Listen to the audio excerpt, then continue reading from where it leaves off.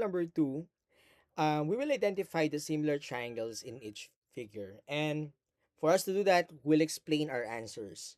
Okay? So in this figure A, I mean, the first example would be I have here this kind of figure, and um, there are observation that I have here already. So first things first, let us say that that our solution here will start at the triangle RAL. Okay, so I have here the triangle RAL. So let me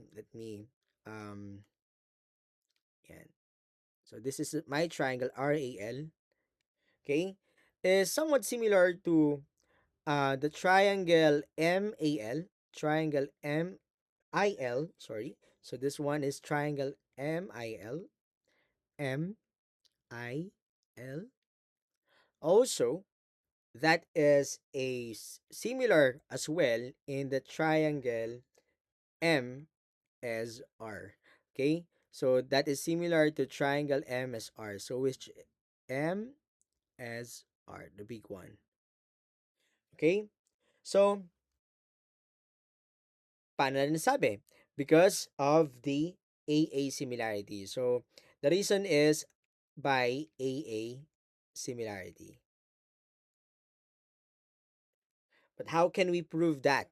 No? So let's say that for the triangle RAL, okay, is similar to triangle MIL, no? We can easily say that the angle A here, okay, the angle A here is similar to or is congruent to the angle MIL. So which is here, okay? MIL. Again, the angle A is congruent to angle MIL. What is the reason? What do you think is the reason? Na itong angle na to ay congruent sa angle na to. Okay, kung naalala nyo yung properties of alternate interior angle, so yun yung reason dito. Okay, they are alternate, then they are congruent, right? Next is, we can say that the angle ALR is congruent as well to angle ILM. Nasaan ba yung ALR na yon? So, let me change this color. ALR, this one, okay, is congruent to ILM. So, this one. So ano kayang ano sa tingin ninyo yung theorem na natatandaan ninyo na itong angle na to is congruent to this angle. Okay, kung naalala nyo yung vertical angle theorem, so yun yung ating in-apply dito. Dito naman ang in-apply natin is properties of alternate interior angles are congruent. Yung yan, mas sinortcut ko na lang siya, no? Yun ang reason bakit natin nasabi na itong dalawa ay equal, itong angle na to are equal. Okay? Now, so what is the next step, no? So no, for let me continue here. For triangle MIL, okay, is similar to triangle MSR, okay? We can say that the angle MIL is congruent to angle MSR. Okay? So, asan ba yung angle MIL na yan? So, angle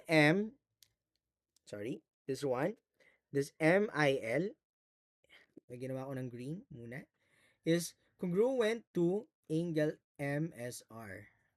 Okay? Pinag-aralan ulit natin yan dati, no? So, anong ibig sabihin nun? Anong reason? No? MSR pala yan. Anong reason? So, again, we can say that the corresponding, okay, the corresponding angles, PCAC, okay, corresponding angles are what?